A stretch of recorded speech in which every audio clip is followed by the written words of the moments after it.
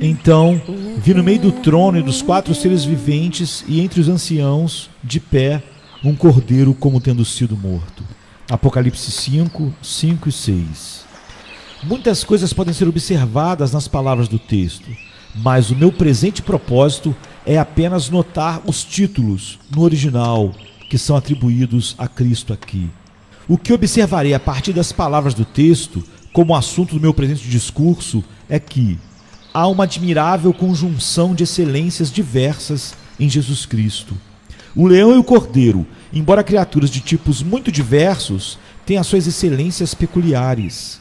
O leão é excelente pela força, pela majestade da sua aparência e voz. O cordeiro é excelente pela sua mansidão e paciência, e também pela natureza excelente do seu bom uso como alimento, e por servir de matéria-prima para a nossa vestimenta, e ser adequado para ser ofertado em sacrifício a Deus.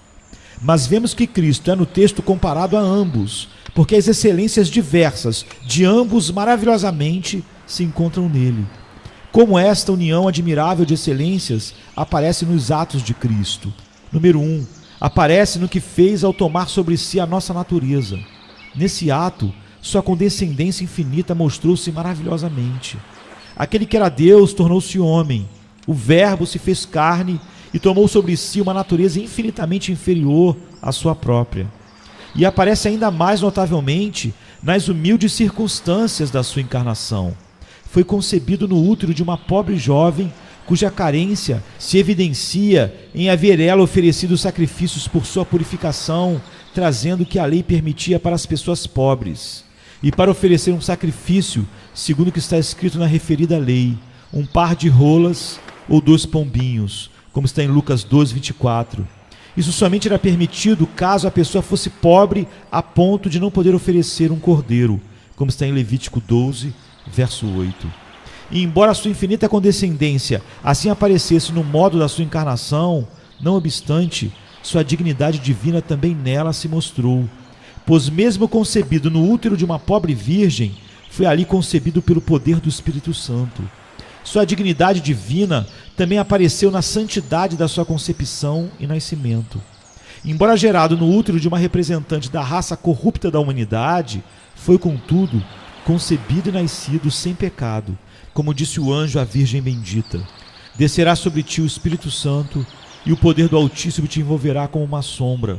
Por isso, também o anti-santo que há de nascer de ti será chamado Filho de Deus. Lucas 1:35. Sua condescendência apareceu maravilhosa na forma do seu nascimento. Ele nasceu em um estábulo, pois não havia lugar para ele no alojamento. Este estava ocupado por outros, que eram considerados pessoas de maior importância. A bendita Virgem, sendo pobre e desprezada, foi rejeitada e impedida de entrar. Embora estivesse necessitada pelas circunstâncias, aqueles que se consideravam superiores não lhes deram espaço. E daí, no momento das dores de parto, foi forçada a mover-se para o estábulo. E quando nasceu, a criança foi envolta em faixas e deitada em uma manjedoura. Lá, Cristo era uma criancinha e apareceu eminentemente como um cordeiro. Contudo, esta frágil criança, nascida assim em um estábulo e posta em uma manjedoura, nascia para conquistar e triunfar sobre Satanás, esse leão rugidor. Veio para subjugar os grandes poderes das trevas e expô-los publicamente ao desprezo, e assim restaurar a paz na terra, e manifestar a boa vontade de Deus aos homens, e trazer glória ao Pai nas alturas, de acordo com o propósito do seu nascimento, declarado pelo cântico de júbilo das gloriosas hostes de anjos que apareceram aos pastores ao mesmo tempo em que a criança jazia na manjedoura, pelo que foi manifesta a sua divina dignidade. Segundo, esta admirável conjunção de excelências aparece nos atos e nas várias ocasiões da vida de Cristo. Embora habitasse em condições exteriores humildes, o que demonstra sua condescendência e humildade, e sua majestade fosse velada, contudo, sua dignidade e glória divina, em muitos de seus atos brilharam através do véu, ilustrando claramente que ele não era apenas o Filho do homem, mas o grande Deus. Assim, nas circunstâncias da sua infância, sua humildade exterior apareceu. Contudo, houve então algo que mostrou sua dignidade divina, quando os magos foram impelidos a vir do Oriente prestar-lhe honra, sendo miraculosamente conduzidos por uma estrela, e vindo e prostrando-se e o adorando, presenteando-o com ouro, incenso e mirra. Sua humildade e mansidão apareceram maravilhosamente em sua sujeição a sua mãe e a seu pai quando era uma criança. Nisso apareceu como um cordeiro, mas sua glória divina brilhou quando, aos 12 anos, disputou com os doutores no templo. Nisso apareceu, em certa medida, como leão da tribo de Judá. E assim, após ter iniciado seu ministério público, sua maravilhosa humildade e mansidão foram manifestas em ter ele escolhido aparecer em circunstâncias tão exteriormente empobrecidas e em estar contente com elas, quando era tão pobre que não tinha onde reclinar a cabeça e dependia da caridade de alguns dos seus seguidores para a sua subsistência, como é narrado no início do 8º capítulo de Lucas. Como era manso, condescendente e familiar no seu trato com os discípulos, em seus discursos para eles, em que os tratava como pai aos filhos, sim, como um amigo e companheiro. Como era paciente suportando aflições e reprovações, e tantas injúrias da parte dos escribas e fariseus e de outros. Nestas coisas era como um cordeiro, contudo, ao mesmo tempo, de muitas maneiras apresentava sua majestade e glórias divinas, em particular nos milagres que realizava, que eram evidentes obras divinas e manifestavam poder onipotente, e assim declaravam-no como leão da tribo de Judá. Suas obras maravilhosas e miraculosas claramente demonstravam-no como Deus da natureza, no fato de que nelas se evidenciava que tinha toda a natureza em suas mãos e poderia pôr nela um freio, parando e mudando o seu curso conforme desejasse. Ao curar o doente e abrir a vista do cego e permitir que o surdo ouvisse, e ao curar o aleijado, mostrou que era o Deus que estruturou o olho e criou o ouvido, e que era o autor da estrutura do corpo humano. O morto, ao ressuscitar às suas ordens, evidenciou que ele era o autor e a fonte da vida, e que com Deus, o Senhor, está ao escaparmos da morte. Ao andar sobre o mar na tempestade, quando as ondas se levantavam, mostrou ser aquele Deus de quem se fala em Jó 9:8, quem sozinho estende os céus e anda sobre os altos do mar. Ao parar a tempestade e acalmar a fúria do mar, pela sua poderosa ordem dizendo, acalma-te, emudece, mostrou que tem o controle do universo e que é aquele Deus que faz as coisas acontecerem pela palavra do seu poder, que fala e acontece, que ordena e se mantém firme, que aplacas o rugir dos mares, o ruído das ondas e o tumulto das gentes. Salmo 65:7. Fez cessar a tormenta e as ondas se acalmaram. Salmo 107:29. Ó Senhor, Deus dos exércitos, quem é poderoso como tu és, Senhor, com a tua fidelidade ao redor de ti. Dominas a fúria do mar, quando as suas ondas se levantam, tu as amainas. Salmo 89:8 e 9. Cristo, ao expelir demônios, apareceu distintamente como leão da tribo de Judá e mostrou ser mais forte que o leão rugidor que busca a quem devorar. Ele ordenou que saíssem e foram forçados a obedecer. Estavam terrivelmente amedrontados dele, caíam de joelhos e o rogavam que não os atormentassem. Ele força uma legião inteira deles a abandonar seu hóspede por sua poderosa palavra. Sem sua permissão, nada puderam fazer senão entrar nos porcos. Ele mostrou a glória da sua onisciência, declarando os pensamentos dos homens, como frequentemente nos é relatado. Desse modo, aparece como Deus de quem fala Amós 4:13, porque é ele quem forma os montes e cria o vento e declara ao homem qual é o seu pensamento. Assim, em meio à sua humildade e humilhação, sua glória divina mostrou-se em seus milagres. João 2:11 diz, com este deu Jesus princípio a seus sinais em Caná da Galileia, manifestou a sua glória e os seus discípulos creram nele. E embora Cristo tenha ordinariamente aparecido sem sua glória exterior e em grande obscuridade, contudo, certa vez tirou o véu e exibiu-se em sua majestade divina, até onde podia ser manifesta aos homens no seu frágil estado, quando foi transfigurado no monte. O apóstolo Pedro afirma, mas nós mesmos fomos testemunhas oculares da sua majestade, pois ele recebeu da parte do Deus Pai honra e glória, quando pela glória excelsa lhe foi enviada a seguinte voz, este é o meu Filho amado, em quem me comprazo. 2 Pedro 1:16 e 17. E ao mesmo tempo, costumava aparecer em tal mansidão, condescendência e humildade em seus discursos familiares com seus discípulos, aparecendo assim como o Cordeiro de Deus. Também costumava aparecer como o leão da tribo de Judá, com autoridade e majestade divina, ao repreender tão severamente os escribas e fariseus e outros hipócritas. Em terceiro lugar, esta condição admirável de excelências aparece notavelmente ao se oferecer como um sacrifício pelos pecadores em seus últimos sofrimentos. Uma vez que esta foi a maior de todas as coisas na obra da redenção, o maior dos atos de Cristo nesta obra, então neste ato se mostra em especial essa admirável conjunção de excelências que estamos mencionando. Cristo nunca apareceu mais como um cordeiro do que em sua morte. Como cordeiro foi levado ao matadouro. Isaías 53, 7. Foi então ofertado a Deus como um cordeiro inculpável, sem mancha. Aí especialmente ele se mostrou como um antítipo do Cordeiro Pascal, como está em 1 Coríntios 5, 7. Pois também Cristo, nosso Cordeiro Pascal, foi imolado. Contudo, nesse ato ele se mostrou de uma maneira especial como o leão da tribo de Judá. Sim, nisto, acima de tudo, de muitas maneiras, como se pode evidenciar pelas seguintes coisas. Primeiro, nesse momento, Cristo estava no maior grau de sua humilhação. Porém, por esse motivo, acima de tudo, sua glória divina aparece. A humilhação de Cristo foi grande, ao nascer em tal condição de uma pobre virgem em um estábulo. Sua humilhação foi grande em se sujeitar ao carpinteiro José e sua mãe Maria, e depois ao viver na pobreza a ponto de não ter onde reclinar a cabeça, e em sofrer reprovações manifestas e amargas, enquanto seguia pregando e realizando milagres. Mas sua humilhação nunca foi tão grande como nos últimos momentos, nos últimos sofrimentos, começando com sua agonia no jardim, até que expirasse na cruz. Nunca foi sujeita a tal ignomínia como então. Jamais sofreu tanta dor no seu corpo ou tanto pesar na sua alma.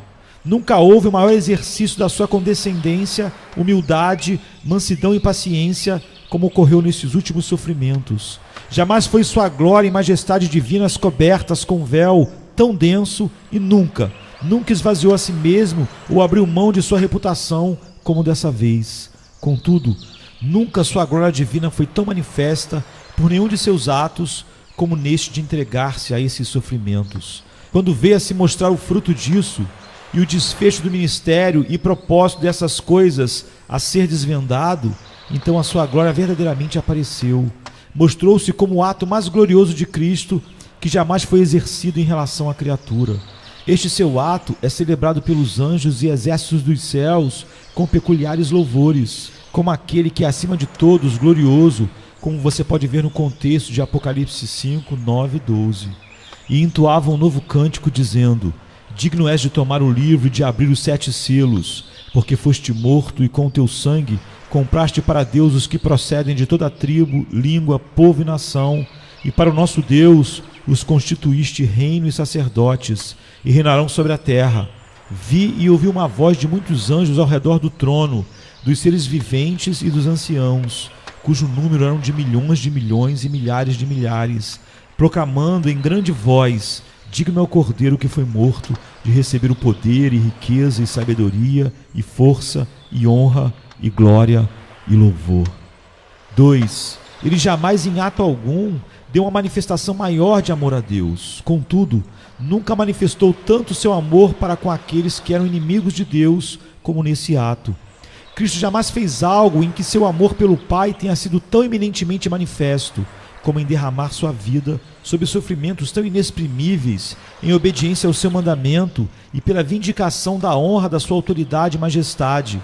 Nem jamais qualquer mera criatura deu tal testemunho de amor a Deus como esse.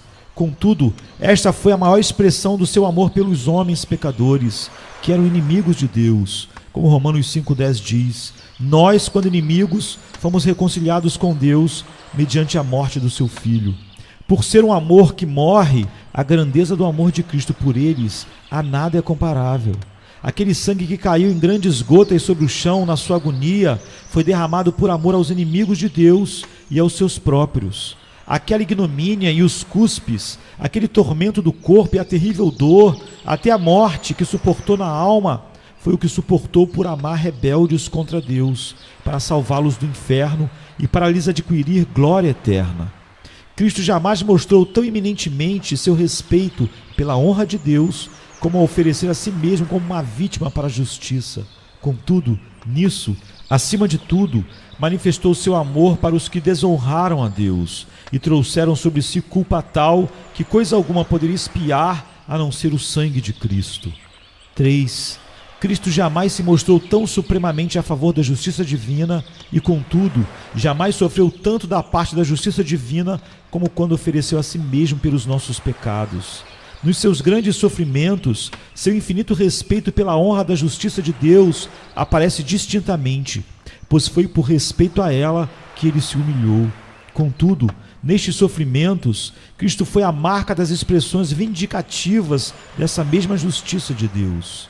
Justiça vingativa que dispensou nele todo o seu rigor, devido às nossas culpas, que o fez suar sangue e clamar na cruz, e provavelmente rasgar seus órgãos vitais, partiu seu coração, a fonte do sangue, ou alguns dos outros vasos do corpo, e devido à violenta fermentação, tornou seu sangue em água. Pois o sangue e a água que emergiram do seu lado, quando fosse tocado pela lança, parecem ter sido sangue extravasado, e assim parece ter havido um cumprimento literal do Salmo 22:14. Derramei-me como água, e todos os meus ossos se desconjuntaram. Meu coração fez-se como cera, derreteu-se dentro de mim. E esse foi o modo e o meio pelo qual Cristo se levantou pela honra da justiça de Deus, isto é, por ter sofrido desse modo sua terrível execução. Pois enquanto havia se encarregado dos pecadores e tomado o lugar deles como substituto, a justiça divina não poderia ter sido mais honrada senão ao tomar os seus sofrimentos como vingança. Nisto exibiram-se as diversas excelências que se encontram na pessoa de Cristo, no seu infinito cuidado pela justiça de Deus e no seu amor por aqueles que se expuseram a ela, que desse modo o induziram a se entregar como um sacrifício a ela. 4. A santidade de Cristo jamais brilhou de modo tão ilustre quanto nos últimos sofrimentos, contudo, em instância alguma, foi ele considerado mais culpado. A santidade de Cristo jamais enfrentou teste semelhante a este, portanto, jamais se manifestou tão superior como então. Quando foi testado nesse forno, dele surgiu como ouro, ou prata purificada 7 vezes. Sua santidade se mostrou então, acima de tudo, na sua busca resoluta pela honra de Deus e em sua obediência a Ele. Pois o seu ato de se entregar até a morte foi transcendentemente o maior ato de obediência que jamais foi prestado a Deus desde a fundação do mundo. Contudo, foi Cristo nessa ocasião tratado como nunca a semelhança de um ímpio. Foi preso e atado como um malfeitor. Seus acusadores o apresentaram como o mais miserável dos ímpios. Nos seus sofrimentos anteriores à crucificação, foi tratado como se fosse o pior e mais vil dos homens, e foi, então, entregue a um tipo de morte que ninguém, a não ser a pior classe de malfeitores, costumava sofrer. Aquelas que eram as mais abjetas pessoas, culpadas dos mais negros crimes, e sofreu como um ferido de Deus, em razão da nossa culpa imputada a ele. Pois aquele que não conheceu o pecado foi feito pecado por nós, se sujeitou à ira como se fosse ele mesmo um pecador, foi feito maldição por nossa causa. Cristo jamais deu maior mostra do seu ódio pelo pecado cometido contra Deus, como ao morrer para remover a desonra que o pecado causou a ele. Contudo, jamais se sujeitou tanto aos terríveis efeitos do ódio divino pelo pecado e de sua ira contra ele, como nessa ocasião. Nisso aparecem aquelas excelências diversas unindo-se em Cristo, isto é, amor a Deus e graça aos pecadores. 5. Ele em circunstância alguma foi mais considerado como indigno do que nos seus últimos sofrimentos, porém é especialmente por eles que é reputado como digno. Nele foi tratado como indigno de viver, o povo clamava, fora, fora, crucifica-o, como diz João 19:15. E preferiram Barrabás a ele, e sofreu da parte do Pai como alguém de infinita indignidade, pelas nossas indignidades que estavam sobre ele naquele instante. Contudo, foi especialmente por esse ato de se sujeitar a esses sofrimentos que adquiriu méritos, e por eles foi reputado digno de glória e de sua exaltação. Filipenses 2, 8 e 9 diz: a si mesmo se humilhou, tornando-se obediente até a morte e morte de cruz, pelo que também Deus o exaltou sobremaneira. E vemos que é especialmente por este motivo que é louvado como digno pelos santos e anjos, no contexto de Apocalipse 5,12. Digno é o Cordeiro que foi morto. Isso mostra uma admirável conjunção nele de infinita dignidade e infinita condescendência e amor para os infinitamente indignos. 6. Cristo, em seus últimos sofrimentos, sofreu mais intensamente da parte daqueles por quem manifestava seu maior ato de amor. Jamais sofreu tanto da parte do Pai, embora não por ódio a ele, e sim pelos nossos pecados, pois Deus o esqueceu, ou retirou o conforto de sua presença, e então agradou ao Senhor moê-lo, fazendo enfermar, como diz Isaías 53:10. Contudo, jamais deu manifestação maior de amor a Deus como então, como já foi observado. Da mesma forma, Cristo jamais sofreu mais das mãos dos homens, porém nunca esteve em mais elevado exercício de amor para com eles. Jamais foi mais maltratado pelos discípulos, que estavam tão despreocupados com seus sofrimentos que não puderam vigiar com ele sequer por 1 hora na sua agonia. E quando foi preso, todos o abandonaram e fugiram, exceto Pedro, que o negou com juramentos e maldições. Contudo, ele sofreu e derramou seu sangue, e derramou sua alma na morte por eles. Sim, provavelmente estava então derramando seu sangue por alguns daqueles que derramaram o seu próprio, por quem orou enquanto crucificavam e que provavelmente foram atraídos para o lar de Cristo pela pregação de Pedro.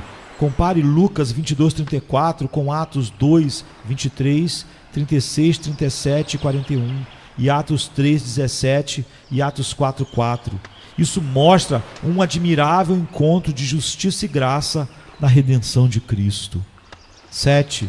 Foi nas últimas dores de Cristo, acima de tudo, que foi entregue ao poder de seus inimigos, contudo, por elas, acima de tudo, obteve vitória sobre eles. Cristo jamais esteve tão entregue nas mãos dos seus inimigos como no tempo dos seus últimos sofrimentos.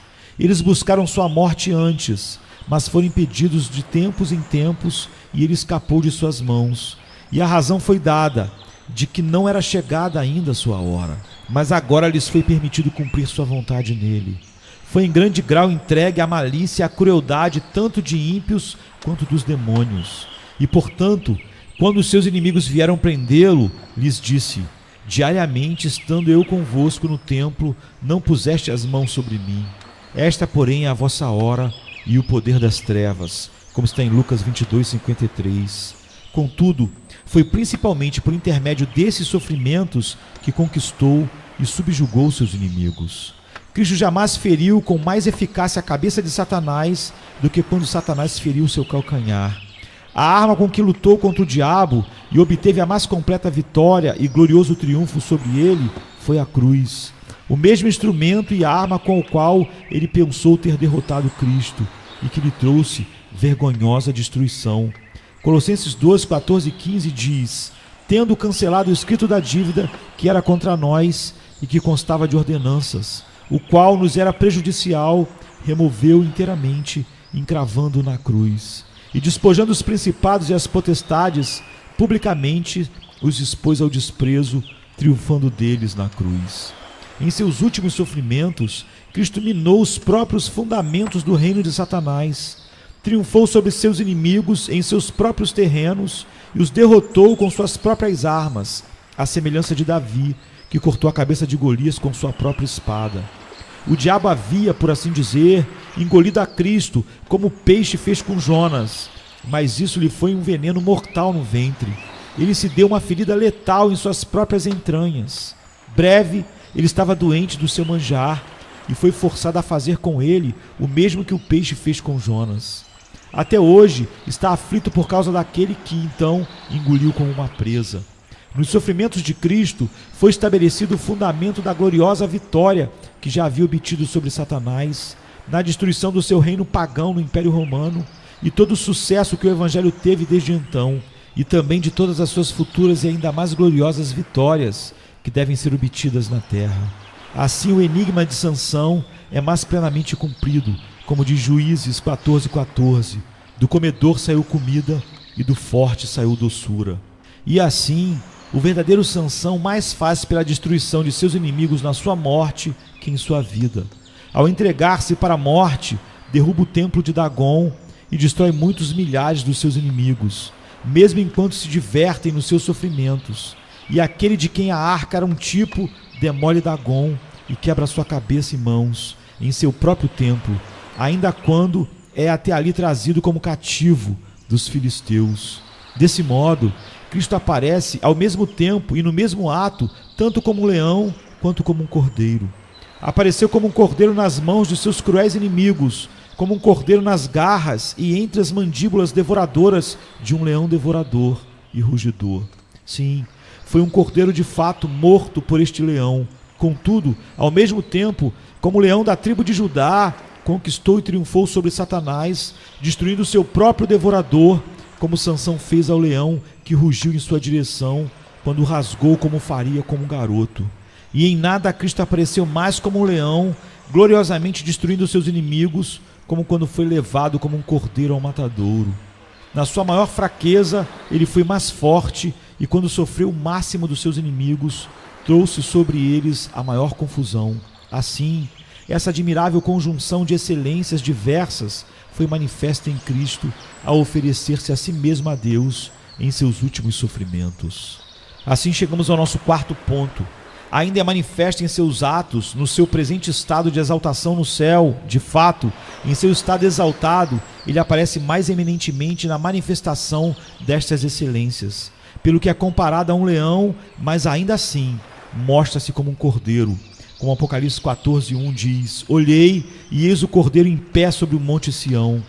De modo semelhante, no seu estado de humilhação, mostrou-se principalmente na figura do cordeiro, porém não se mostrou sem a manifestação da sua divina majestade e poder, como o leão da tribo de Judá. Embora Cristo agora esteja à mão direita de Deus, exaltado como Rei do céu e Senhor do universo, ainda subsiste, entretanto, na natureza humana. Ainda é excelente em humildade. Embora o homem Jesus Cristo seja a mais alta das criaturas no céu, contudo, ele a todos sobrepuja em humildade, como faz em glória e dignidade. Pois ninguém mais vê a distância entre Deus e a si mesmo como ele.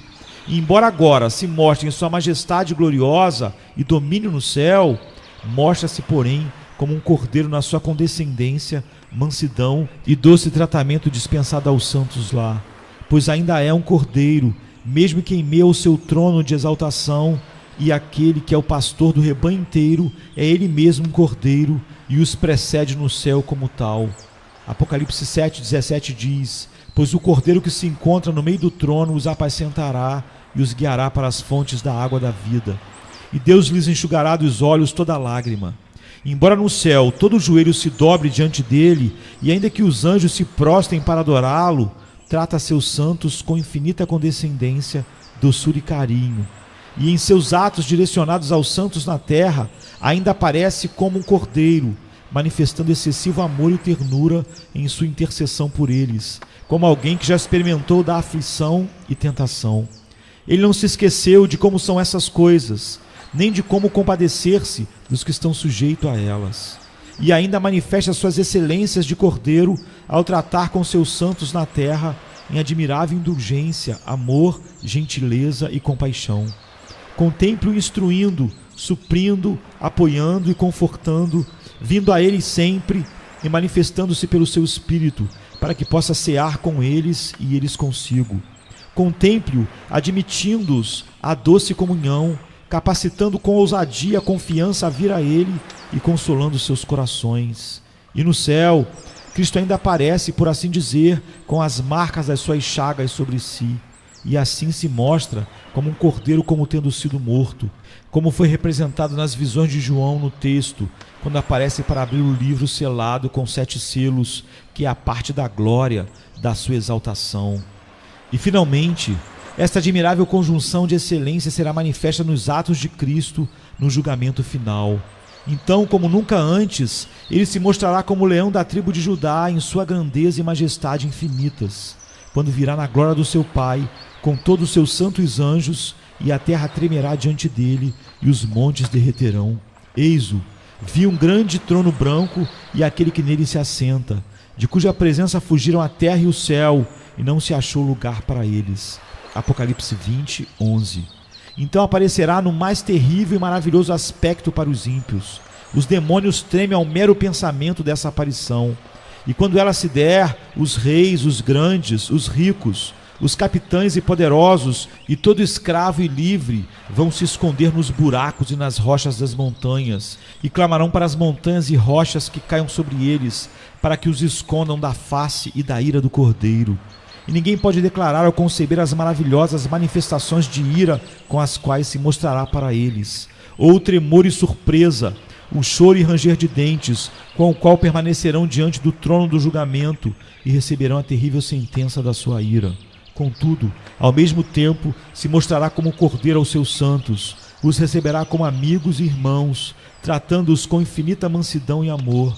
Não haverá nada terrível nele para eles, mas se vestirá inteiramente com doçura e aprazimento. A igreja será então admitida diante dele como sua noiva, o que será seu dia de casamento. Os santos serão todos docemente convidados a vir com ele para herdar o reino, e com ele reinar para toda a eternidade.